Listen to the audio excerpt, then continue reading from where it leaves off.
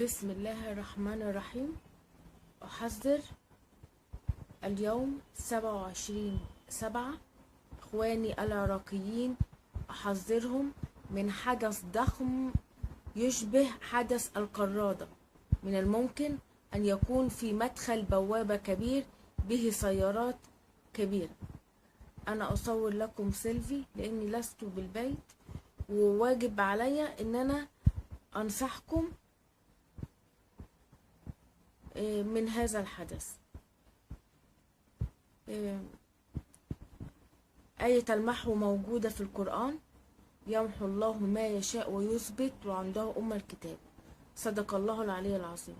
من الممكن أن يمحو الله سبحانه وتعالى هذا الحدث بكل سهولة بدعائكم، ولكن واجب علي أن أنا أحذركم من الحدث القادم في العراق، وهو أكبر من حدث القرادة. فده واجب عليا، ولكن ليس من الصعب أن يمحو الله، لأن ربنا سبحانه وتعالى يغير الحدث في يوم وليلة، يغيره في لحظة حسب نفوس البشرية وحسب التعاملات وحسب الدعاء وحسب النوايا. ربنا سبحانه وتعالى بيغير.